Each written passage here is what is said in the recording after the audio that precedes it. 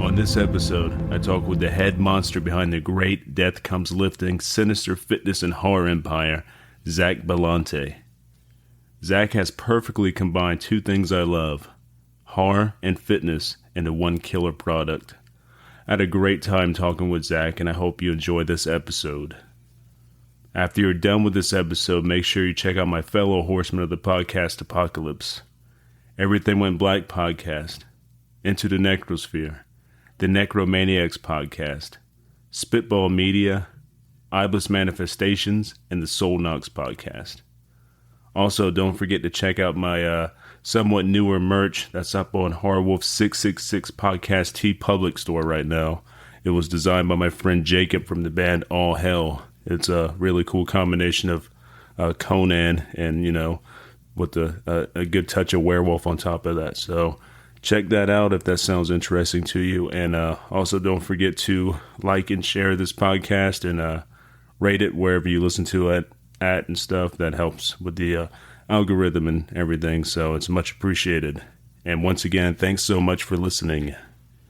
Yeah, I just do audio. Well, cool, bro. Then I won't look at myself either, and we'll be fine.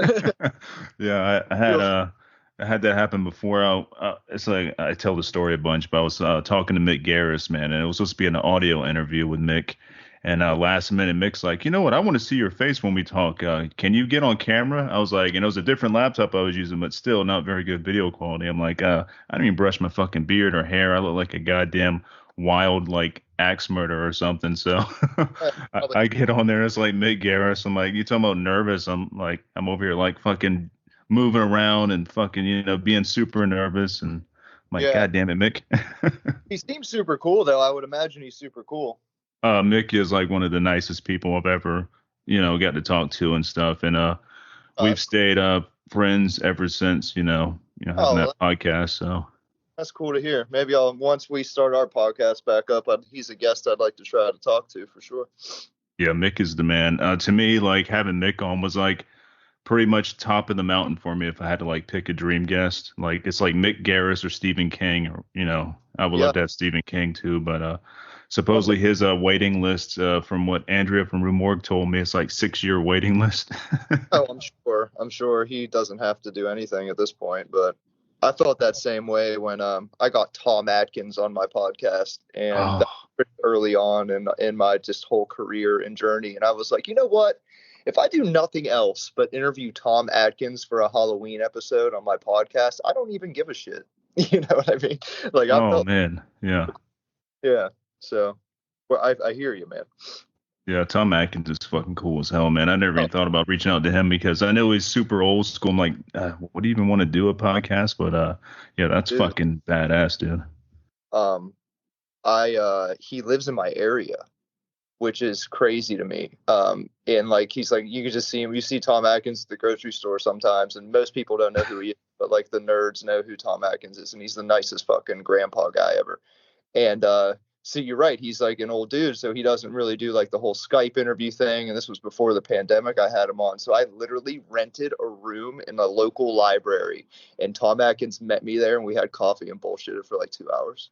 Oh my God, dude. That is so fucking cool, dude. It was fucking man. Yeah.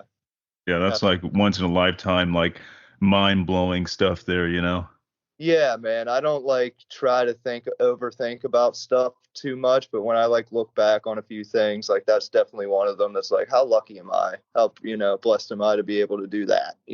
Just the little things. It really is. Yeah, the little things like that, or I consider big things that like keep you motivated and keep you moving. Yeah, man, and just like how gracious people can be. You know, how long you been doing this podcast for? I'm thinking I'm going on about 2.5 to 3 years now. I'm thinking maybe 3 years. I started pretty much during the pandemic when that started. So I pretty much started the podcast then. So I'm thinking like 2 or 3 years. Oh man, well that's awesome. Congratulations. I know that's no small feat. It's a lot of work, and it's a lot, you know, it's a grind like anything else, but you wouldn't be doing it if you didn't love it. But I always think about when I was, arguably I still am nobody, but when I really was nobody and had no following and was just this, you know, weird kid with a horror brand and a podcast, how many people were gracious with their time that like I shouldn't have been able to talk to? It's like there's no reason for me to be in the same room with these people or have a 2 hour long conversation with these people, but they were just cool as hell and just gracious and had no ego, and that has like a lasting effect on me whenever I feel myself like I don't have time for this or like whatever, I can't do that. But like, you know, you got to check yourself, because those things stick with people. You know, like Mick Garris going on your podcast probably meant a lot to you. He didn't have to do that. You know, Tom Atkins didn't have to go out of his way to talk to my ass for 2 hours, but he did. You know, so if we can do that in a little way to somebody, that's really the positive effect of all the shit we do, in my mind. You know. Dude, yeah, I totally agree with that, man. Like, I'm a very like introverted person. I've been in a metal band for like 18 years of my life. Like on stage, I'm good to go. I'm not introverted at all. I'm a guitar player, vocalist, but off the stage, life in general, I'm very, I'm a quiet dude. I'm very introverted, like I said, and like doing the podcast has challenged me to kind of, come out of that shell a bit, and it's really helped out with even like day to day stuff, like meeting people in like person and everything and communicating with them a whole lot better than what I would without the podcast. So it's been really cool. Oh, dude, I feel the same way, and that's a lot of us. That's a lot of us artists or just weirdos in general. You know, You might not ever think this from just looking at the Death Comes Lifting social media, but I am a very quiet, chill to myself person. Like my ideal life is like I'm locked in my room reading a book and drinking coffee for hours and nobody is around. You know, that's like that's my happy place. So like really to be extroverted and put yourself out there, and you're in a band, it's like getting on stage in front of people and playing, and sporting your own brand and your own podcast and asking questions and talking to people is definitely a challenge for me too, or at least it was. Now it comes a little bit easier with practice, but it's a way to grow and explore other areas of yourself, just like fitness in a way. It's just in another realm. So yeah, I'm proud of us for doing that, man. I'm proud of everyone out there that thinks that they can't do it too, is that they can. You just have to do it. You have to have the balls and audacity to do it. Exactly. Yeah, it takes a lot of fucking audacity, and yeah, but it's scary for the first time. Like my very first podcast which wasn't really supposed to be a podcast, because I ran the Hardwolf 666 website, which I did like reviews. I would get screeners in, I write reviews, I do written interviews with people and stuff, and I was doing that for like a year or two maybe, and then I hit up Richard Stanley out of all the people, like back in the day when he just did Colors Outer Space, and Oh, I was cool. like, "You want to do a written interview?" And then he's like, "No, I want to do a video interview, or audio interview." I'm like, "Oh shit!" I was like, "Yeah, let me get back to you on that." So I told my wife, like, "Yeah, Richard Stanley wants to talk to me, and I've never done this before." I was like, "What the Oh, fuck?" that's She's like, "You need to go for it." I'm like, "Yeah, I think I'm gonna go for it." And yeah, that was my very first actual podcast, and it was with Richard Stanley. that's cool as hell, dude. I'll have to go back and listen to that, or send me that if you want to. I'd like to hear it because I love him. That's probably cool. And I did the same thing, honestly. I started writing. I consider myself a writer, really, first and foremost. It just kind of morphed into something else, but like a writer, creator, I was just putting out programs via Death Comes Lifting, and I was writing interviews or reviews just for fun, like nerdy shit that nerds like. We want to read underground metal reviews, live music reviews, movies, books, whatever. Like stuff like that, just to increase like the value of the website to like our fellow freaks and nerds that love that shit. And Hmm. that became just the same way. It became a podcast. Like one of my friends who's into the whole the tech world was like, you really just need to do a podcast and stop writing, and he really pushed me to do that. So I'm glad that he did, and that it morphed into that too. But I like to keep the written reviews up too, because I think those are cool. Yeah, I haven't. Damn, I haven't did like a full written review in years now. I do like blurbs on my social media pages, which it gets the news out there if a movie's good or not and stuff. But I don't really miss writing those like super long fucking couple thousand word reviews on films that I'm not really that into because I get a lot of screeners and stuff, and not everything's great, But I'm not gonna be an asshole either because I know how hard it is to make a film. So it's like, yeah. Yeah. But that's also what got us a lot of traction too. Is just people were really appreciative. The bands are really appreciative if you review their shit, and filmmakers and artists are really appreciative if you review their shit, even if you don't say the best thing about it. Like you said, you never want to be an asshole, but like constructive criticism, I accept wholeheartedly, and any Mhm. real good. Um, and I think most people are just totally appreciative for the exposure, for you putting your time in, and I think that legitimizes us, you and me included, as a they can see we're passionate and we care about the subject matter, and care about the guests we have on, and are not just some like whatever brand trying to get guests on their podcast. Like, we want you because we care and we like you, so that's why I feel like people are generous with their time and want to talk to people like us, and that's why people listen. So Yeah, I totally agree with that, man. Like any guest I have, like it's somebody I want to talk to. I'm just not throwing you on here just for, oh, this guy's popular now, or has been in this movie or whatever. I'm like, no, I want to talk to you. That's why I have you on the podcast. So, well, thank you, man. I thought you just wanted me because I was popular, what I mean? Thanks for the humble, no, I'm just kidding, dude.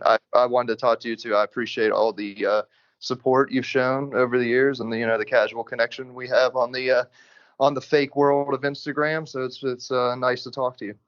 yeah, same here, dude. I love Instagram for the connections and stuff. It seems to be the best out of the social media platforms, I guess. The less negative too, because it's mostly just pictures and like cool video clips and stuff. You don't see a bunch of fucking arguing and all that stuff. So.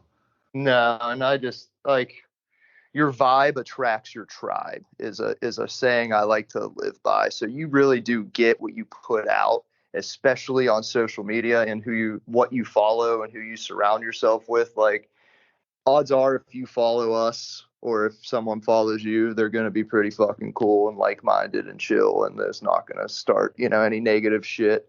You run into it a little bit, but knock on wood, I haven't ran into, and I do put out some stuff that's, I guess, could be considered semi-offensive. It's all in positive light, though. It's all to make fun of myself, or just to make people laugh, get attention. The whole, we're entertainers as well. But I haven't had any issues with anybody.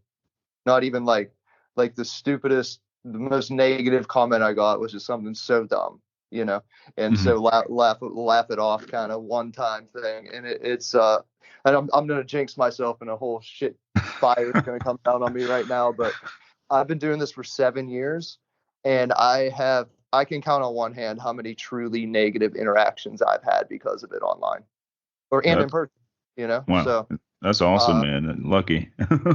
yeah, I know. I also just don't indulge in it too. Like, if anybody says anything shitty, I usually just like it and move on with my life. I don't like say anything back. Um, but it's something that was definitely in my mind, holding me back from. And I think it's in anybody's mind that's going to put out something close to their heart, or be creative, or make music, put out anything, is you fear the response that's going to come back. Hmm. You fear, like, especially me, I'm like skinny dude telling people how to work out and stuff. Like, who the fuck are you, man? Like, when you're telling people like how to live their life kind of way, or saying what's healthy, well, who are you you think you're some influencer or whatever? Like, all this like negative shit can go on in your head, and it's you telling yourself that. It's you Right. telling yourself all the negative stuff. And in reality, I think most people are just going to be appreciative that somebody authentic is doing some cool shit, and just get out of your own head, get out of your own way, and don't let any false like naysayers worry you. just keep doing your thing. And if you ruffle some feathers, good, because that's what anything good should do. If you're made for everybody, then you're really not doing anything I, interesting anyway. I, right, I totally agree with that, man. And yeah, the thing I like about Death Comes Lifting is just like us normal like metalhead, horror head people, fucking doing weightlifting stuff, doing cool shit. It's not some goddamn like super juiced up like dude you see in muscle mags that you can it's like big juice head guys. It's like it's Yeah, not believable to me. right. And but before Death Comes Lifting existed, I was an AM, I guess, still just like, you're a personal trainer. I'm into fitness. I'm into weightlifting. I'm into all that stuff. I just always wanted to take a more well-rounded approach to the gym, to being fit, quote unquote, and I never aligned myself with just the overly juiced up kind of look, kind of vibe. But not saying I don't respect it in some certain circumstances. But I think what I'd like to bring and show people that are adverse to the gym, which is, or just, I shouldn't even just say gym, but just getting in shape, exercise, especially in, the circles we grew up in. I'm sure you're very similar to me, metalhead, horror kid kind of Yep. thing. It's not really the most popular thing at all, and that's not something that's attractive that we want to do, whether that's because it's hard or we were made fun of in fucking gym class and sucked at sports. We just wanted to listen to fucking Slayer and, go home. Is to like destigmatize all that it doesn't have to be something for jocks and douchebags. And you don't get to be one of those people if you enter a gym or a fitness space. There's a well-rounded approach to it that everybody can use. And I kind of like to point out like how many people being in music or movies or some of our heroes, like they keep themselves in good shape because they have to for their job, for to tour, to be in a professional band, you have Hmm. to. A lot of rock stars are in great fucking shape and they work out and they take care of themselves. And a lot of people in the movie industry is too, So all this shit that all these people we look up to, they're not sitting around necessarily drinking whiskey and eating Cheetos and getting fat. That's not what we want. We want a healthy environment. Sorry, someone was trying to come in behind us when we were close. No worries. Anyway, I just wanted, long story short, I wanted to destigmatize all that stuff, point out that it's helpful and it's a good alternative to beat like any sort of mental demons you're wrestling, which a lot of us are, and a lot of us, and myself included, turn to the darker side of vices and addictions and negative behavior, negative thoughts, and that's why you know we have we lean towards the dark side in general with the stuff we're attracted to. So to bring all that to in a more positive way to a population that I see really needed it, and myself included, that's really the mission of what I do. At the end of the day. Yeah, I totally love that, man, and that's the reason why I lift weights. It's a mental thing, and I don't really drink at all. I'm having like a beer or any kind of alcohol in like years. I just don't like the taste of it. I don't like the way it makes me feel. I don't really give a shit about all that stuff. So like the way I release my stress, if I'm having a hard day, I come home and lift weights. I lift weights fucking 4 or 5 days a week. I've been doing it for years and years and years, and it's a big it's a big thing for me mentally. I can just release the day. This is my like coming home and having a drink or whatever. I fucking lift weights and listen to heavy metal music. That's what I do when I come home. And it's such a release for me. Because I have a lot of pent up anger and just stressful days can bring on like stressful thoughts. So and it really helps out. Lifting weights, working out, all that stuff. It's so helpful, man. I mean, it single-handedly saved my life, the just having an outlet that's positive, and you see growth in yourself, you witness growth in yourself, and it's amazing how good you can feel because of it. But I think most people, this is any population, has a hard time embracing hard work. Like you want shit to be easy, and it's like, well, you have to work hard to get that good feeling. Hmm. If you don't work hard, stuff that doesn't make you work hard to get a good feeling, that is like cheeseburgers, drugs, alcohol. You just have to take it, and but the negative consequences of that instant gratification and good feeling far outweigh any sort of negative consequences of hard work, fitness, working out, any of that. There's almost no negative consequences. But the price you have to pay is you just have to get your ass up, at the end of the day. But that's how shit gets done. That really makes you happy, Yeah, yeah, like you got to work for your fucking, like when it comes to working out and stuff, like work for like that goal and stuff. It makes it feel that much, that much better when you do reach that goal. You're not like cheating your way to get there and stuff, and that's a big thing. Yeah, man. And I personally applied. Oh, you're breaking up there. I can't hear you.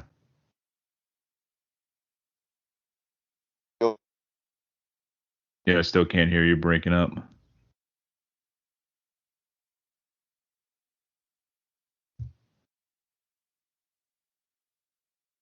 And apply that to your, we're into music. Look at your favorite band. Didn't Iron Maiden didn't get to where they are by not relentlessly touring and Right. writing, and they any band like that, and nothing happens, overnight. And even when you don't, no one believes, and you got to believe in yourself and just keep fucking doing it.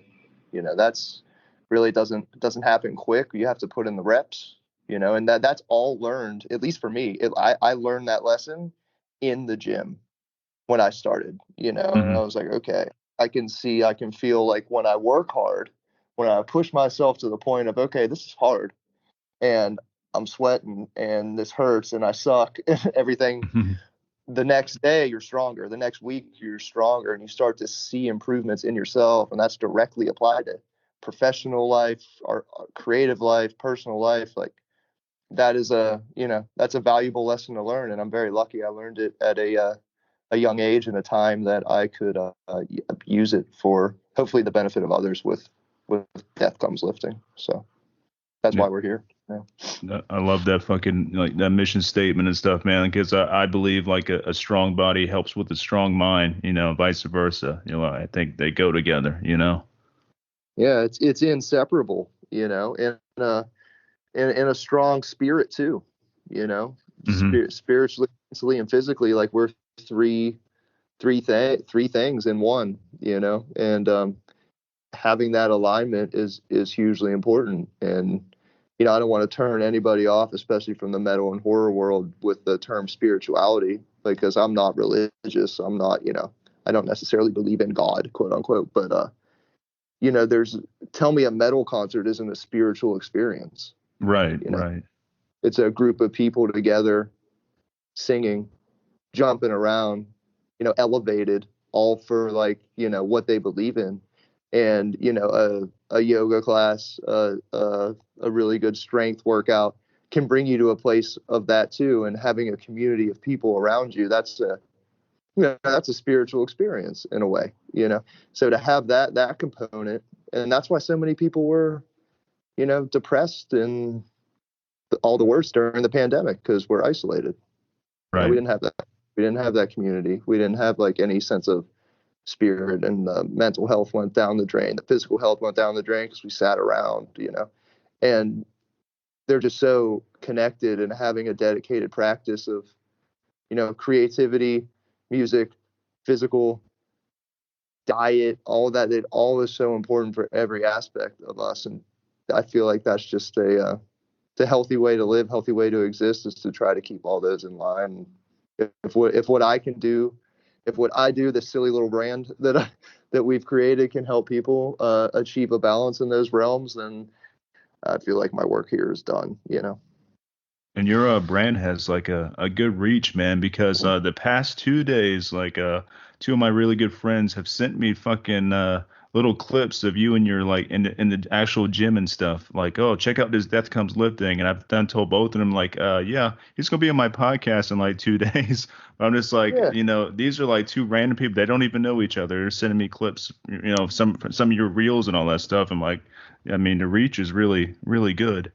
Well, that's cool to hear, man. I honestly don't I engage with people on social media, my followers and people that reach out to me, and I like to be as active as I can on that. But it's I never really pay too much attention, to how good a post is doing, or like how many followers I have, or like how I just stick to the metric. Like, I'm putting out content that I want to put out, that Hmm. if I wasn't me, if I always go back to the unhealthy version of myself, like, what would I need to see? What would I like to see? What does what do my people, my friends that need to get a little more healthy? I think about all those people. What will they need to see? And I just do that.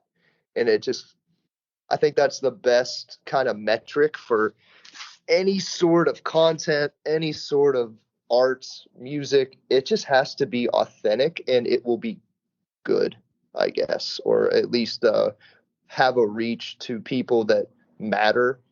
And being popular and being good aren't always the same thing. So I don't like to dictate, I guess, or derive success from numbers, Hmm. Like, I totally don't give a fuck how many views or followers I have. But if two people or one person sends me a message and is like, hey, I really needed that today, like, thank you. That means so much fucking more than any of that stuff. And I'm very grateful to say that happens often. And that's how I know that this is the right thing, because of messages like that, because of people like you that want us on our podcast, because of like the reach to the right people that we have Hmm. is a very, if nothing else is validating, that's validating. So that motivates me to keep going. So thanks for noticing. Yeah, dude, totally agree with that. I don't give a shit about mass numbers myself, none of that shit. It's just like it's the people that actually give a shit, and like I said, send the messages and everything. That's like the best fucking shit ever, and one of the biggest reasons to continue on, doing what we're doing and stuff. It's the best, man. Oh man, yeah, and that's a lesson I learn over and over again. Having this gym open now, and being a little bit more of a legit established business and brand. We have more money coming in, more people coming in. Where I'm not trying to jinx myself or sound like a douche or anything like that, but I'm just talking honestly. It's like it's going pretty well, and we're pretty successful, so far. It's And awesome. it's great. It's a great feeling, and it's weird, And I definitely try to keep just a level humble disposition about myself, no matter what happens. If it's good or it's bad, I always kind of like to just stay the same, like the Buddhist teach, the middle path. You don't Hmm. get too happy when shit goes well, but you don't get too sad when shit goes south either. You just stay chill, because shit comes in waves, as you know Exactly. from living life, right? Hmm. Good and bad comes. Um, but I don't care if I like, for example, we just blew up on TikTok for this one reel. This her name's Liv. She runs like a horror Instagram and TikTok. It's called Horror PGH. It's Horror Pittsburgh. Hmm. She came in and took a yoga class and posted us on her TikTok, and it kind of blew up in a day, and we gained like 2,000 followers, and we did like $2,000 in merch sales overnight. And I was Wow. like, holy fuck. And and, but I'm telling you, like, that the feeling of that success, quote unquote, doesn't even compare to when someone messages you, or you meet that person that says, I'm so thankful you're here. This content, your workouts, just you being an open gym that I can come to, like, it changed my life. Like, I need this. I'm so much happier, healthier, better because of this. Or like, thank you. Like, that feels infinitely better than any sort of number success like that. So I really, truly, going back to what I said before, I don't even give a fuck about that at all, because it's really the little shit in the comments and touching people's lives and seeing your mission statement work before your eyes. That is what is truly motivating and truly meaningful to keep going. It's like your band, right? You can sell 100 records and make a couple $1,000s, and that's fucking awesome. But like one kid that comes to your show and like cries because you were so awesome, like how much better of a feeling is that? Right, Yeah, dude. Yeah, totally agree with that. Yeah, that means so much more than like, a bunch of like other bullshit that doesn't really matter. It's just the personal things like that that really matter. right. And that's really why we do it. And that's it's a lesson learned in life, because we're kind of taught and led to believe that everyone says money doesn't make you happy, but like you don't know that until like everyone's like, sure, it's easy for you to say, coming from the person that has money or the person that has success or whatever, but it truly doesn't though. And like shit like this, lessons like this learned through a business, through a podcast, through a creative venture, um it reinforces that idea. It's like, no, like this is what makes you happy. Like Hmm. help people makes you happy. Putting out authentic material and connecting with people, and bettering yourself. If you better yourself, you better the people that are around you, you better others, you better the world and your own little world. That is what really makes you happy, and everything else is kind of bullshit. And Yeah, just that lesson over and over again is a good metric for just how to live, man, and just how to, it helps my mental health and to be present in that, you know. yeah. No, totally, dude. That's a good way to live and stay positive with that stuff too. Yeah, man, Because gotta stay positive. It's easier said than done, but yeah, you know, gotta stay positive, and that's something taking care of yourself helps with, you know, exactly. because you feel good, and it's a whole lot easier to feel good, to stay positive. That's all staying positive is, right? Just feeling good and feeling good about things, even if the things are negative. You have to feel good about them and trust that it's happening for a reason, and get yourself on the right path and everything's going to be all right. Like that's staying positive. But it's really hard to feel good when you don't feel good. So for people Exactly. who don't take care of themselves, you don't feel good. So that's why it's so important to take care of yourself, and that's why I hate to preach, but if I preach it, it's to the people I feel like need it most, that don't take care of themselves. And Hmm. that's for the negative, because they don't feel good. And I would feel good too if I would be negative too if I felt like shit. If you're sick, it's way harder to be positive about your position in the world and everything going on around you if you feel like you're fucking dying, you know. And being unhealthy is just a slower version of that. It's like you're poisoning yourself with bullshit food and drinks and not giving your body what it needs. We're built to move. We're designed to move and lift and run and Hmm. stretch and everything, create, creating's so important. It's so healthy to be, even if you're not artistic, but like even reading, fucking doodling, any of that kind of shit is like, it's such an outlet. That's why, art is therapeutic. Any metalhead listening to this will agree with that, you know. Oh yeah, 100%, dude. And about the reading thing, I know a few people that straight up told me, "Oh, I don't read," and I'm just like, "You don't read?" I'm like, and they look at me like I'm crazy because I'd be like, "So what do you like to do for?" I like fucking, I like to read, lift weights, watch movies, music. That's really about it, And they're like, "Oh yeah, I don't read." I'm like, "How don't you don't read?" This makes no fucking sense to me. Oh man, I know. And I hear it every day. I mean, well, not every day, but often I hear the same thing too. And yeah, I mean, I understand, especially, I hate to sound like I'm an old guy, but like younger generation, younger people, it's like, people want their content and entertainment delivered to them in visual form, audio form. I think our reward system is greater with that kind of stuff than, it goes back to what I was saying earlier about the gym. It takes effort. Like it's harder to open a book and read the words and digest the information than it is to turn on a screen and kick back. You know, Mm-hmm. I think people just don't want to put in that effort. I was always just blessed with like I was always blessed with being a fucking nerd is basically it. Because I love books. I love reading. I always have. I've always loved writing. Um, so I just kind of had a natural inclination towards that. But I mean, it's part of my daily life, and it's so healthy. I think for your brain, just to whether it could be the stupidest, trashiest book, or it could be a dense history book, or whatever you like. Reading is so healthy for your mental health and your brain and just everything. So that's why we have a bookstore here at the gym, used books, and I definitely think that that's a part of anybody's health and fitness regimen is reading. So I always try to push books on people. I'm like a drug dealer, but books. I'm always giving people. I'm like, so I swear it's like $2 if you just buy the book, you know.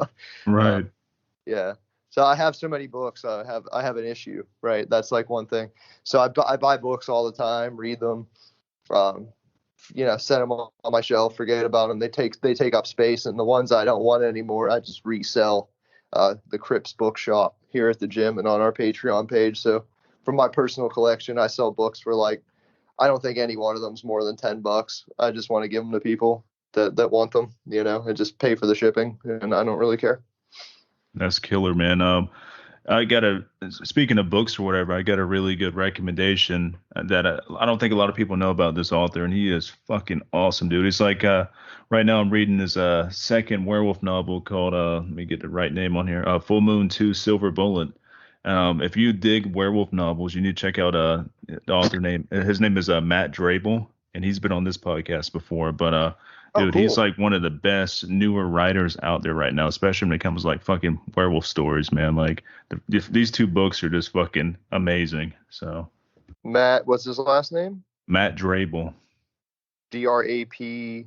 oh Drabble, I believe. Yeah. Oh, actually, it's Drabble. Yeah, Got it. I'm writing it down. So, Matt I Drabel. cool, man. I'll check it out. Thanks for Yeah. adding more books to the Crips Bookshop, Yeah, everybody. man. That's cool. Yeah, I love all that stuff, dude. I will just like music. I'll listen to anything. I'll read anything. I'll like it if it's authentic and cool. I don't care what it is. I have stuff I like to lean a little more into. I definitely have preferences, but like if a book is there and I have some free time, I'm reading it. I don't give a shit what it is. That's cool, man. Yeah, I tend to just read mostly like horror, sci-fi, some sword and sorcery stuff, but I also read like, some. I read everything too. Might as well say. I mean, I read biographies and all that shit. I think one of the last, biographies I read was, my friend, Eugene S. Robinson of the band Oxbow. He's got a new book out, and, Oh, fucking cool. really killer biography. I don't know if you're a fan of Oxbow or not, but I if am a not, check fan them of out. Are you? Oxford. Sweet. Yeah, dude. Yeah, I'll check that out too. Thanks for the recommendations. I love book recommendations. Oh man, I got a ton of them, man. I got Have that's to like I send. said. I read at least. I read every single day, so I'm always like finding new shit. Fuck yeah. Well, yeah, after this, or obviously we've been in touch for a while, but yeah, keep my DMs full of your book recommendations, please. That goes for anybody listening. I'm always down for that. So Oh, thanks. And I'll what do are this, what's that? and I'll do the same for you if I ever come across something I think you dig. Yeah, dude. Anything werewolf, vampire, monsters, satanic horror, like in black metal horror type shit, like like the Ritual, stuff like Uh, that. Stephen King. I mean, Clive Barker, any of that kind yeah, of stuff. I'm down. the essentials, your gold standards. Love all that shit. I have a friend, author. She's from Philly. Her name is Amanda Headley. Shout out to her. She Mm, has a new book coming out, but she has one novel under her belt. It's called Till We Become Monsters. I'll send you this, and mm, it's about the Wendigo. nice. It's a really good take on it's kind of centers around like a family two brothers kind of thing, and the myth of the Wendigo, and you kind of it's psychological, but it's also fucking gruesome and real and stuff. It's a really, really, I wouldn't even just say that because she's my friend. It's a really fucking good monster. It's a monster horror psychological book. So I'll definitely be sure to check that one out, everybody. But I'll send you that one because I think you'll totally dig it. Yeah, dude, I'm all down with like the whole like myth of the Wendigo and stuff, and I remember Stephen King's Pet Cemetery touches on that a bit too, with the whole like Wendigo being like there, like in the background, walking around the cemetery and stuff. I wish he would elaborated on it a bit more because I dig Wendigo stuff, but it's still like just knowing it's there, like it's pretty cool. It's like arguably more effective sometimes too, is to just like it's there, it's in the background, and that's what a good book does, is kind of makes you do the work to like think about rather than over explain things like that. So that was a cool part of Pet Cemetery I like too, which I actually just read that last October for the first time. Oh, nice. Yeah, and I admittedly I'm gonna sound like maybe a douche, but especially for being like a horror person, I really never got that much into Stephen King as much as I swear I'm not trying to sound like the guy that like I only like first two albums of Metallica before, you know what I mean? I swear I'm not trying to like diss the popular, like, obvious, because he does have amazing work. And, I grew up watching his movies, and there's just like, but when I tried to read his books, maybe I read the wrong ones or whatever. I just was like, it's okay. I just like, I don't get it, as much as, people have Stephen King like tattooed across their chest and shit. I'm like, I don't know about all that, but like, he has cool shit. But everybody was telling me, like, I've heard from so many people, even himself, he says Pet Cemetery is the scariest book he's ever written. Or like, it's hard to read, and, it's brutal. And it's like, all right. So like, finally I was like, I'm going to check out Pet Cemetery, and I fucking loved it. I really did. So I will say that, I do think that's my favorite Stephen King book that I've ever read. So it was cool. Because we go to Salem every year. Where are you from, by the way? I should have asked you that. You're on the East Coast, right? Yeah, East Coast. I'm out of South Carolina. Oh, okay, cool. So you're not a couple hours away, but we go up north to Salem every year to sell merch, and it's the witch capital of the world, so we do really well up there. And I always wanted to explore Maine. Just as that time of year, fall, Maine seems like a super cool place, the land of Stephen King. So last year we went up to Salem for 2 weekends to sell, and in between I rented a cabin in Maine, and I drove up to Maine and saw Stephen King's house, which was super cool. Nice. And that's where I read Pet Cemetery. So I was like, if I'm in Maine, I'm reading a Stephen King book, and this is going to be the one. So that was my experience with Pet Cemetery. And I like Stephen King a whole lot more now. So full circle back to Stephen King. He's okay with me now. But yeah, going back to like Pet Cemetery, man, I totally recommend checking out the audiobook read by Michael C. Hall, fucking Dexter of Dexter. Like, so good. Yeah. Oh, yeah. Cool, dude. I will do that. Yeah, it's really good. Here. Next year when I drive back up to Salem, I'll throw that on. That'd be cool. Yeah, dude. Anything Michael C. Hall reads or like he's in, like I'm down, man. He has that voice, like you're gonna listen. Oh, dude, totally. I love a good audio narrator. For that, I listen to one of my comfort podcasts. You know how like white girls listen to true crime podcasts and stuff. Yeah. There's this podcast called Classic Ghost Stories. It's narrated by this dude named Tony Walker, and he's like this like older British psychologist gentleman, and he just has like that voice, that like warm British kind of hammer horror kind of voice, and reads these ghost stories, and it's just like my comfort food. So I listen to that sometimes. Sometimes I mean a lot. That sounds relaxing, man. I kind of do the same with Evolution of Horror podcast. It's also a British horror podcast, and yeah, his voice like is like fucking soothing as hell, and they're talking about all these different horror movies. I'm like, oh, this is relaxing.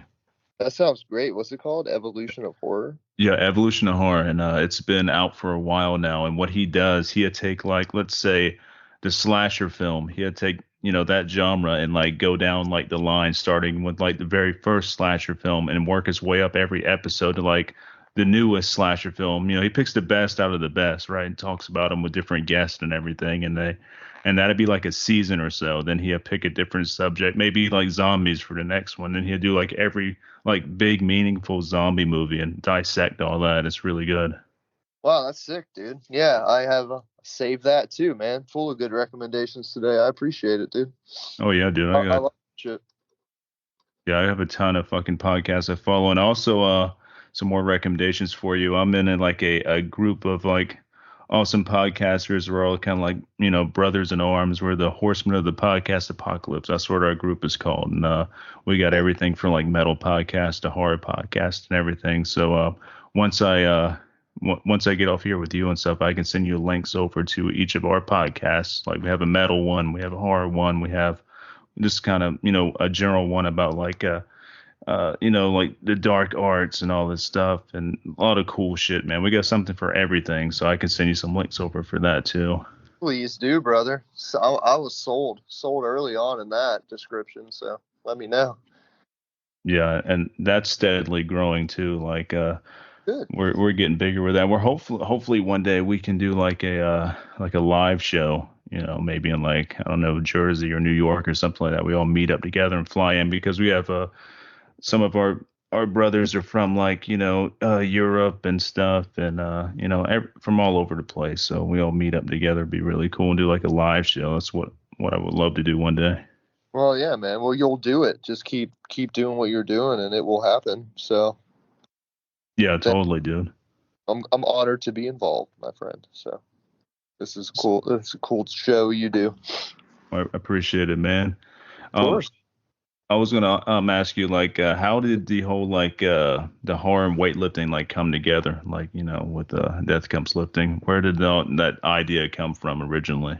Yeah, man. I mean, just going back to what I said earlier about just authenticity is just like, this is just who I am. But I'm a horror heavy metal kid before anything, and found myself in the weightlifting, I guess, in the gym industry, in the fitness world. Mm-hmm. I grew up on horror and metal and rock and all that stuff, but fitness was always in the background of my life too. Like my mom and dad were into it in their own way. I had and it's really ironic and cool how life works. My grandpa, who's now passed, he called it the dungeon, and it was like, we're in Pittsburgh, right? So anybody in Pittsburgh knows when I say Pittsburgh basement, what that means. It's like a medieval dungeon basement, like old school, like steel mill Pittsburgh downtown type shit. That's where he lived, and he called it the dungeon, and he had a fucking bench press. He's this old mafia strong Italian dude. He had a bench press. He didn't have weights. He had fucking sewer lids on his bench. And that's what he'd bench press. And he would, he had a bench press, a jump rope, some free weights, a punching bag, and like an ab wheel. And that was his gym. And he would take me down to the dungeon, and we'd lift. And like, I was a kid, but I kind of watched him do his thing, and he kind of showed me the ropes a little bit. And, I didn't like take to it like, oh, I'm into this now, but like, I just thought it was dope, and it was always kind of in the background of my life, in and out. But, being who I am and who I was, more of the artistic nerd that would rather just read books and listen to music. And, I kind of equated fitness with sports, which I hated and I still hate. I tried to play them in school. I sucked. I still suck. I don't like them. I don't watch them. None of that shit. I just always equated that with that. And I was like, nah, I'm not into that crowd. The gym crowd. And it just, held me back from doing that. And then I was pretty unhealthy. Became pretty unhealthy with, diet and dealing with mental bullshit and addiction and all that kind of, the dark path you go down when you, like I said earlier, don't feel good. And then I kind of rediscovered fitness to pull myself out of that pull myself out of that dark road I was going down. And I just fell in love with it again, and or really fell in love with it for the first time. But it was all laid out for me, like that. And what I said earlier about life working out the way it does is now in this gym that I have now, that we have as Death Comes Lifting, we have a Pittsburgh basement. So I call it the dungeon, and that's where we deadlift. It's the deadlift dungeon, and Nice. that's where the platform is. We built our own deadlift platform, and we hung a punching bag down there, and it is like an old Pittsburgh dungeon basement. So it's fucking crazy how shit comes full circle like that sometimes. Oh, dude, that's super killer, man. Like, yeah, I'm not familiar with the Pittsburgh dungeon thing, but it definitely sounds metal as fuck. So, But, I mean, it's exactly what you think it is. It's a dirty basement, but it's a saying like kind of thing around here is like if you have an old house or an old building, like, do you have a Pittsburgh basement? It basically means an unfinished dungeon, basement. So that's what it. Yeah.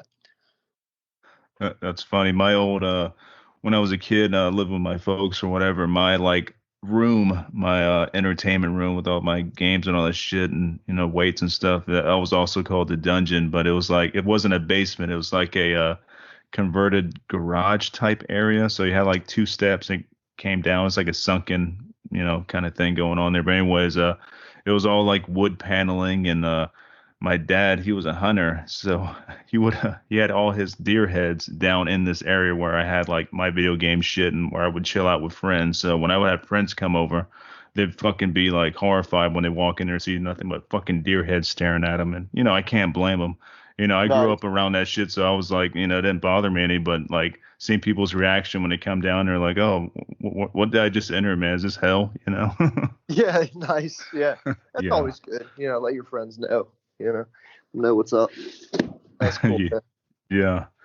So yeah, that's really cool. And like what kind of like horror movies that kind of like influence you day to day? What are some of your like fucking favorites? You don't have to be like top Oh six yeah. or nothing, but like what are just in general, what are some of your favorites?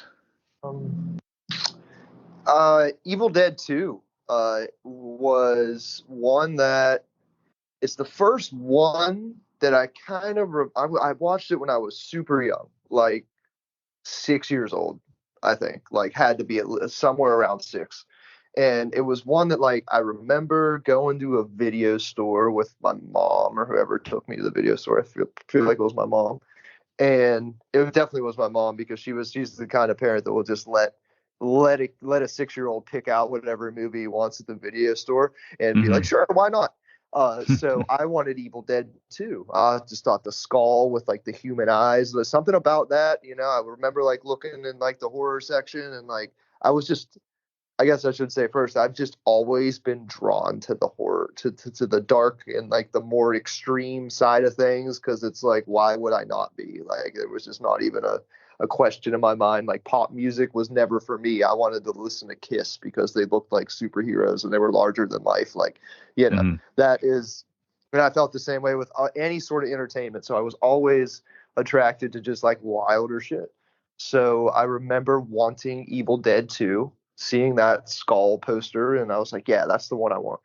And I just was like, didn't know what to think. I didn't think I fully knew what to make of it when you're that young, but I like loved it. Like I didn't understand why, but in my mind I was like, this is like cartoony and ridiculous and crazy, but also scary and just like so much fun, and it's like funny, and I didn't know why it was funny, but it was, kind of thing. And it was just such like a exciting feeling, and I think like I never lost that. Hmm. I always seek to capture that kind of vibe and feeling and like what I want to put into the world. Um, Ridiculous, over the top, gruesome, legitimately.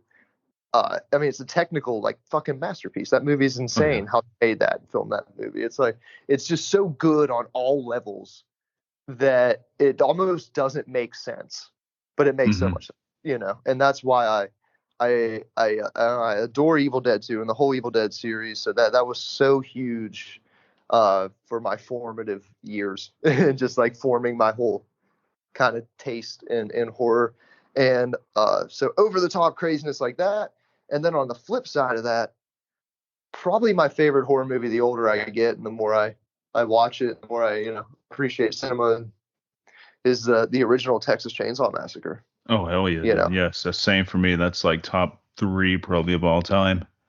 yeah, man. And yeah, I'll be preaching to the choir singing its praises, but like another movie that's like so demented and just Hmm. in a completely different way than like Evil Dead is, but also so funny in its own dark way, you know. Um, it's like a monster movie, like Leatherface might as well be King Kong kind of Hmm. thing, and just like the whole dysfunctional family unit and like all that's like that speaks to me on like a psychologically deep level, and I fucking yeah, I adore that film. The original Texas Chainsaw. I also saw that when I was too young and didn't fully get it. Like Evil Dead, you can kind of grasp more when you're young and like this is cool. Like Texas Chainsaw is like a little slow and like nothing really happens till the end. You're like, oh shit, that was cool. Um, but the older I get, the more I watch movies, the more I come back to. That's probably my favorite horror movie, is the Yeah. original Texas Chainsaw. Um, and then I like any of the Halloweens like were huge for me growing up too, and still are. Like I'm somebody that loves in any sort of any sort of art, movies, music, or like whatever, books. I just like atmosphere is so important to me. Hmm. And like the original Halloween, like when you put that on, I don't care where you are, like it's Halloween, Oh you yeah. know? Like your atmosphere. And for the same reason, I love Trick or Treat for that reason. Like any movie that can capture like the Halloween atmosphere, it's like so dear to my heart. Obviously, I love Halloween. But yeah, I Hmm. think everybody, listen, whoever's listening to this podcast, if you're listening to it, you probably love Halloween too.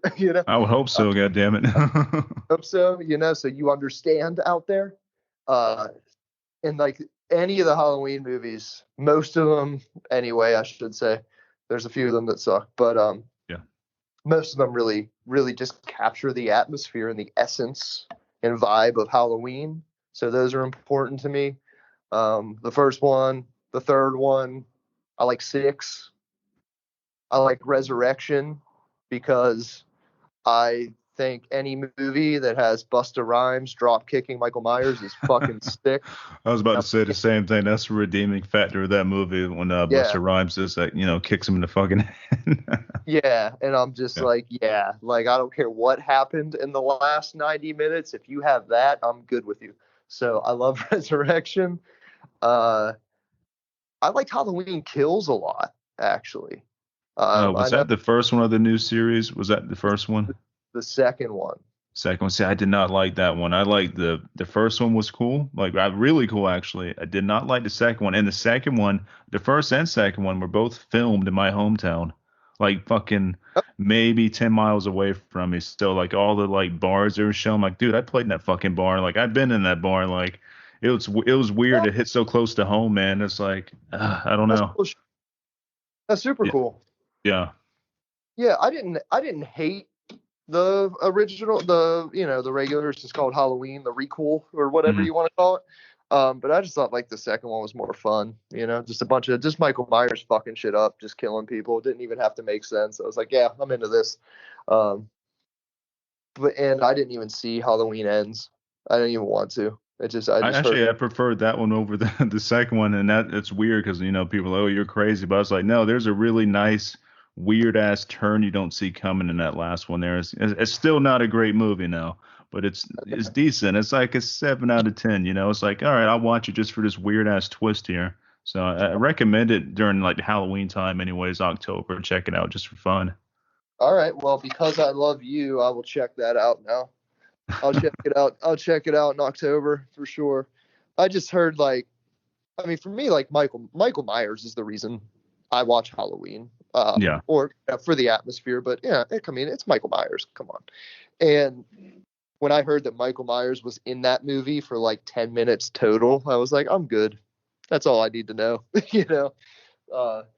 Just I think, and that is it's a catch-22 because you don't want to disregard character in like movies and everything, but at some point it's like, what's this movie about? I kind of feel the same way with like I love Godzilla and King Kong and monster movies and shit. Mhm. And the last I didn't see the newest Godzilla and King Kong, but like like Godzilla versus Kong, I was like, this fucking movie is just about this girl and like her relationship with her mom, and this is like Godzilla. Yeah, This is like Godzilla versus King Kong. Like, can we just make it about fucking Godzilla versus King Kong? Like, what are we doing? And that's kind of exactly. how I Yeah, feel about Halloween. Like, why do we give a fuck about this chick and her boyfriend? Like, this is a Michael Myers movie. Make it about Michael Myers. It's not right. fucking rocket science, people. Come on. That's as negative as I'll get this whole podcast. We're done. I had to let it out. Thanks, Brandon. Thanks for Yeah, listening, you everybody. you got to expel your demons sometimes, man. Yeah, I did. I did. Now I'm cleansed now. But it's just like that's for me is like that's why I like the second one in that series because like it's about Michael Myers to me Mhm. anyway. It's not great. It's dumb, but it's a slasher movie about Michael Myers fucking up Haddonfield. And I'm like, all right, I can get behind that. I can get behind that. And on that aspect too, like I said about being about Michael Myers fucking shit up. I think that's why I enjoy Rob Zombie's first Halloween movie. His Halloween film. The second one, I like it. I don't love it. It's all right. Just I don't know. I don't really do it for me. But that first one, man, it's fucking brutal. I'm like the choice of having Tyler Mane play fucking Michael Myers, this big giant brooding motherfucker. Like it was a good Yeah, choice. I agree. I'm a Rob Zombie fan. I'm not ashamed to say. He was somebody that growing up, especially his music was really important to me. His whole visionary aspect of all of his art and all of his movies, and just kind of being a this like larger than life type, exciting, horrific, funny kind of thing. I Hmm. love what Rob Zombie did, and still continues to do in his own way. Somebody that does what he wants to do, and I totally respect him as a filmmaker and an artist. And I do like most if not all of his movies. But in the Halloween debate, I'm like, yeah, I'm all in for. I love Rob Zombie, both of them. I understand why people don't like the second one, but to me, it's like that might be one of the only original Halloween movies.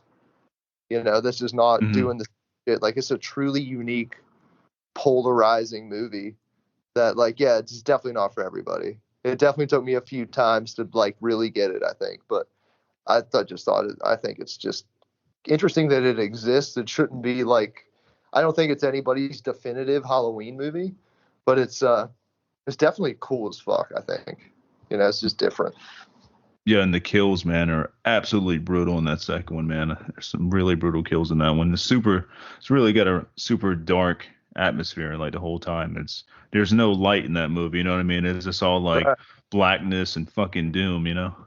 Right. And just like kind of dreamy. Like it's like a nightmare, Hmm. like the whole thing. And yeah, it's cool. And I don't know how much you've ever read into what went on and like the whole apparently like the production of that movie. And he's gone on record saying that it was basically a nightmare dealing with like the Weinsteins and like Yeah. making the movies for them. And um I think the second one had like a really notoriously bad production. Like, it just like there was just a lot of shit going on in the background to make his job really hard and just make it really hard to make a good movie, I guess. And the fact that like the movie came out the way it did might be like, it's a miracle it was made at all, but also like makes sense why it was so dark and so just ridiculous is because I feel like that's just Rob Zombie just doing whatever the fuck he wants, saying like fuck you to all this shit, which is pretty cool. Yeah, I heard the whole production of that film was a fucking mess because of the goddamn Weinsteins and all that shit. So yeah, it wasn't exactly what he wanted to make, but you know. Right. But for what he was able to pull together for that, I think is a original, unique, cool movie, and so is the first one. And yeah, most of his movies, I really bang with most of them. Um, I really like Lords of Salem. I was about to say that that's my second favorite Rob Zombie movie. First is The House of a Thousand Corpses and Lords of Salem. Those are like I think two of his best. Yeah, yeah, I completely agree, man. Um, Devil's Rejects is its own thing. I feel like that's the most popular of the zombie movies. I think he's also gone on record saying it's probably his favorite or his favorite experience he's had making a movie, Mhm. which is cool. It's so unique and it's its own thing. I love that too. But yeah, I like the whole feel of corpses just because it's like a Rob Zombie music video kind of come to Mhm. life kind of thing. Yeah, so I love all of them. The only movie of his I really think I didn't love was, or really like at all for that matter, truly was 31. Yeah, 31 man. It was like a Kickstarter movie or something. I think it was a Kickstarter movie that he did or Indiegogo, something like that. So, people funded it and stuff. And I had high hopes for it. Oh, this is gonna be cool, like the way he was describing it and stuff. And man, was I disappointed. Yeah, I was really disappointed in that one too. I've only seen it like I remember I gave it another try not too long ago. I'm like, let's see what it's all about. Maybe it's not that bad. And I'm like, this really is really bad. Yeah, I didn't love that, but pretty much every other movie I think I really liked. I didn't hate Three from Hell as much as everyone does either. It's no corpses, it's no rejects. It's it's the third in the franchise that I think suffered a lot from Sid Haig. They were planning for him to be Hmm. involved, and obviously he couldn't at the last minute because he was literally dying. Um, so it was rewritten in a hurry with what's that actor's name? Whoever replaced him. His name's Foxy in the movie, and Oh he's yeah. in and he's in basically all of Rob Zombie's movies. Doomhead and 31. Um, Oh, Richard Brake. Richard Brake, that's Yeah, it. yeah, yeah. Yeah. So it was written kind of last minute, from what I know anyway. To his character was like thrown in last minute to replace Captain Spaulding. So it kind of was a work with what you got kind of thing. And for what it was, it's cool to me. Yeah, yeah, it wasn't terrible, terrible. It wasn't, it's just it is what it was. It's kind of like this is the end, pretty much. Here's the ending, and this is as far as Yeah. this is gonna go. So, Yeah, I thought it was cool. I mean, did it need to be made? Probably not. You probably just left it at Devil's Rejects and everything would have been fine. But I get, why he as an artist might want to explore a third option. And for what it's worth, wasn't terrible. And I really like the ending sequence, like the shootout with like in Mexico and like that whole kind of scene's awesome. So hmm. that's definitely I'm glad he did that. Other than that, I still listen to Rob Zombie's music unashamedly. We throw him on in the gym. We have a wide variety of music we listen to here. I don't think there's any guilty pleasures. If it motivates you, it's going on, and we'll rock to it. Yeah, that's good. I'm glad. Of course, you play metal and stuff in your gym, which is fucking awesome. I remember being in like a Gold's Gym or fucking Planet Fitness, and if you don't bring your headphones, you're fucking doomed because the shit they play in there is fucking horrible. Oh, yeah, I just need to be the antithesis of that. Yeah. What are your some favorite bands or music that you like to lift to or work out to? Shit, I listen to a lot of when I'm working out, a lot of black metal, a lot of death metal, a lot of like Morbid Angel. Been listening to a lot of Alchemist now, which is a really awesome black metal band out of the Denver area. They're a fucking hell of a fucking workout motivator. Let's see. Recently, who else have I been listening to here? I'm checking on my Spotify list. Oh, there's a band, a genre of music I really don't listen to that much, like the hardcore kind of crossover stuff. But there's a band called Kublai Khan out of Texas or whatever, and fucking insanely heavy, really good workout motivation. So I've been checking them out Cool. recently, and Yeah, yeah, I heard stick of to them. mostly death and black metal. Yeah, man. I mean, that's that's the bread and butter of lifting music for me is that, but got to mix it up every once in a while too. But I love Morbid Angel, like you said, that's a staple. Lifting the. I love pretty much all Morbid Angel albums. It's game on when that comes on. Hmm. Um, Cannibal Corpse, obviously. My favorite death metal or extreme metal band is Incantation. Oh, And Incantation's awesome, dude.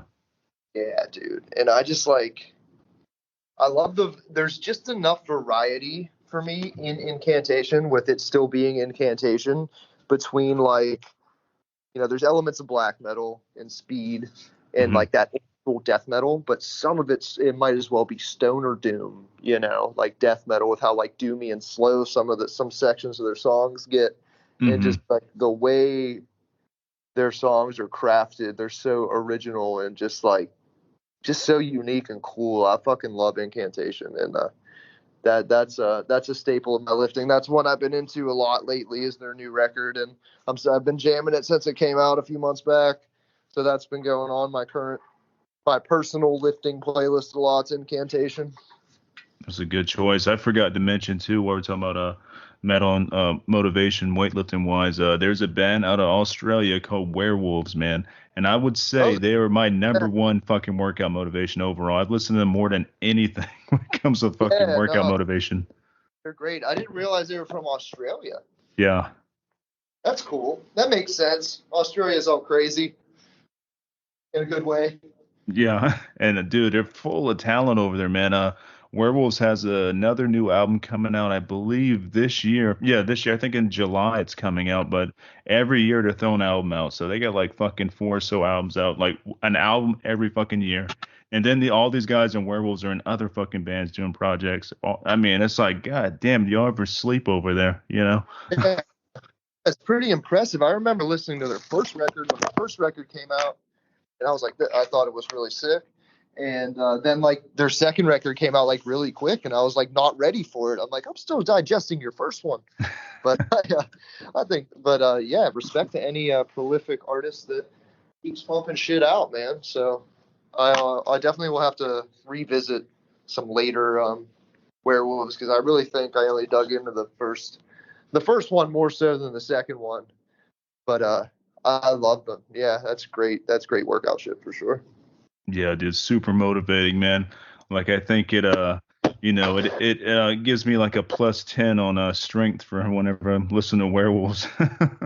Yeah, dude. Yeah, well, it's important to find those bands that do that for you, and that's your secret weapon, in the gym when you're not feeling motivated. And that's something that I also like to tell people that are not into the gym or don't think they could be. It's like there's not a greater feeling than getting to listen to your favorite band or your favorite music while you are making yourself stronger and fucking shit up in the gym. It's so therapeutic and just great, and you will love it. Trust me, there's nothing like it.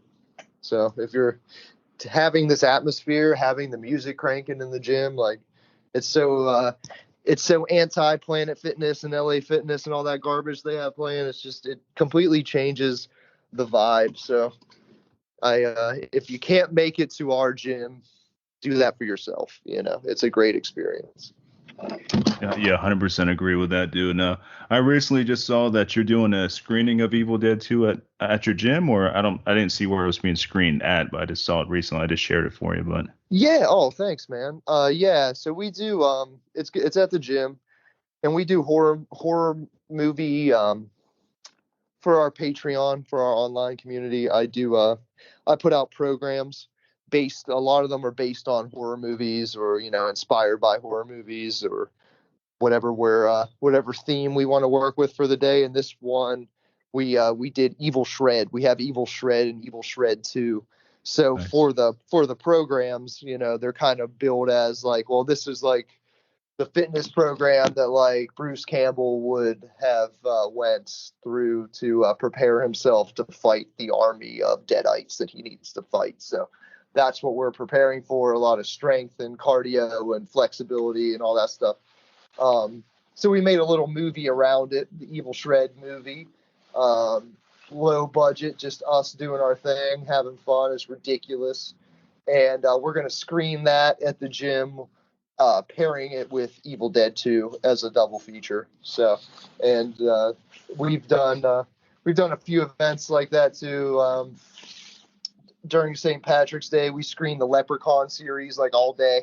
Nice. had like a group workout kind of thing going on. So we were working out with Leprechaun on in the background all day and had like drinks and just fun, cool events like that that will get nerds in the gym and hang out with us. And it's just a fun way to spend the day watching horror movies and working out. Who could argue with that?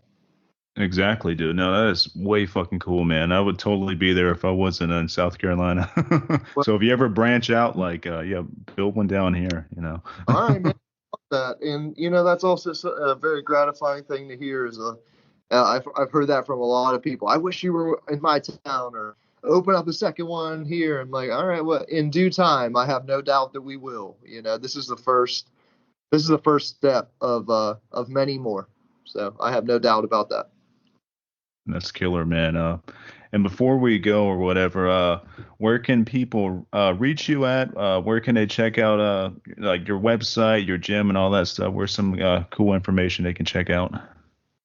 Oh, Instagram is where I'm most active. But we have our own website, deathcomeslifting.com, has all the virtual membership info. If you're one of those people that are not in Pittsburgh but still want to be part of this whole thing, of this experience, I stream classes and whatever events we do and whatever kind of virtual way that people can be involved. I make that available through our Patreon with all the programs and all the content and exclusive merch. And it's kind of like it's the Lifting Dead Army, really, is what it is. It's like the KISS Army. It's like our fan club. It's like, the worldwide support group that isn't limited to just who can come to the gym. So that is on our website. That's under the Join the Lifting Dead Army tab. And I personal train people from there, send them programs. I'm just kind of like a virtual coach, depending on the tier you sign up for. But that's been a really great experience and getting to connect with a lot of people all over the world. So definitely look into that if you're someone that might be interested. Instagram, like I said, DM me, send me a message. I'm the one that reads them all. I do all the social media. So if anyone wants to reach out to me, I'll see it. Send me a message anywhere, anytime, and we'll chat. And I'd love to hear from anybody. I'm not hard to get a hold of, That's killer, man. Yeah, you're a ninja when it comes to the social media, especially since it's just you doing all that. Like, you kill it with that. It's not easy doing social media. A lot of people think, oh, that's an easy job. No, it's not. It's a pain in the ass. It's taken it takes its toll. I will have to say, but it's part of it, man. There's parts of any job that you won't love, and for me, that's the part of the job that I don't love. But if that is the price that I have to pay to be able to do this, that's an easy price to pay. So that's how I look at that situation, But I will say, for anybody out there trying to start their own business or is running their own social media for a business or for their brand or anything, their band, you have to give yourself some space. You have to give yourself some time off. It's not all about that. I built the social media naturally. For all I do on social media, you have to do stuff in real life too. A lot of people see our following, our success, and attribute it to our social media, man. But like that was just kind of a natural side effect of the whole thing. But because I was out there on the ground, punk rock style, like making flyers, putting shit in making stickers and cool art and advertisements for what we do, setting myself up at conventions and music events and shows, whatever, selling merch anywhere I could, spreading the message any way I could, hosting yoga classes at fucking bars and music venues and wherever would have me, I'd be there. So you have to do the groundwork and meet people face to face and see and just promote yourself and hustle. That's how you do it. It's not all social media. So for every bit you put into social media, you got to do it. You got to back it up in real life too. So I wouldn't be anything without that. So it's the punk rock and heavy metal work ethos, man. Dude, yeah, 100% agree with that, man. It's all about the fucking metal attitude and metal, like, work that you got to put into, all these social media posts. You get on the fucking ground and do some actual work with it. So yeah, totally agree.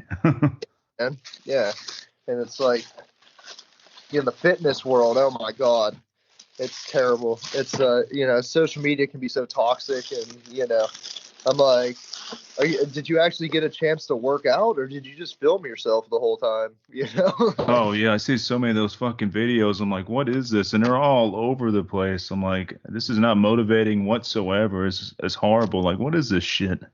Yeah, it's I'm an old soul, dude. I'm too like old school minded for any of that shit. It's just like I my motivation on social media is to be the antithesis of that and just provide good, fun, hopefully healthy, cool, positive content and some dope artwork and dope designs and hopefully shit people dig and not trying to be like a fitness influencer as least as I can be, or if I am one, uh, a different one, Mm. So No, I that's think. my Oh, motivation. No, go ahead, man. I was saying, yeah, what you do like is fucking perfect. The combination of fucking metal and horror, like no bullshit. Like you're nailing all those like killer aspects, man, and putting all other shit to waste. So. Yeah, well, thank you for noticing, dude, and thank you for your support. Yeah, man. I mean, you're right up my alley when it comes to like fitness and harm, like, and then you combine those two together. I mean, to me, that is the ultimate, and yeah, I just think it's fucking cool as hell.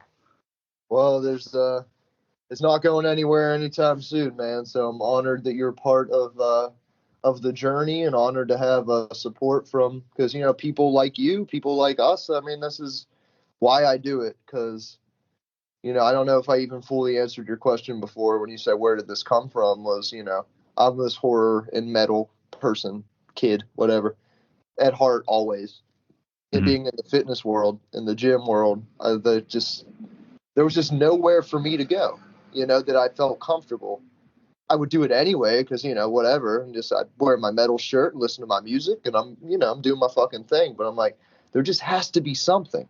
There has to be this alternative, like whether it's a T-shirt or a group of people, a gym that's everyone's working out, maybe listening to metal and not fucking Taylor Swift, like something. But I'm like looking around and there's not, And I'm like, well, I guess this is my job now because I'm gonna make it, and that's where it came from. Just the need for it. I saw a void and I thought that I was reasonably qualified to fill it, and that's where it came from, man. That's fucking killer, dude. And you're doing a great job at it. And I don't see nothing but, I see good things ahead. I see expansion. I see a lot of things. So, I mean, and I Thanks, think, bro. I think one day I will see you in South Carolina. I see expansion coming. You're on like a really awesome thing right now with the horror and metal and fucking working out. I mean, those are like three of the best things I ever do. And like I said, you're nailing it. And yeah, I see really good things ahead. Well, thank you, brother. It means more than you think hearing that. So and I see it too. So I promise you that we'll see you soon. Down there, wherever we can meet, we'll meet and expand this brand and hopefully just help people live happier and stronger lives, man. That's why we do it. So that's always going to be the mission. So if anybody listening needs anything or wants to talk about anything that we talked about today or how you can get involved a little more or anything like that, like I said, send me a message, whatever. I'm very easy to get a hold of, and I'd love to hear from you. Hell yeah, man. Well, it's been an honor talking with you, dude, and we'll definitely do this again. This won't be the last. And yeah, continue to support each other, and I'll send you over some links to some other really killer podcasts and stuff, and we'll keep doing our thing. Hell yeah, brother. I feel the same way. Thank you so much, dude. It's been an honor, and looking forward to talking to you more and sending you some books and all kinds of fun shit, man. So Hell yeah, thanks. man. Hell yeah. Awesome, dude. Hope you have a good rest of your weekend, man. We'll talk again soon. Thank you, Brandon. See you later, brother. Later, man.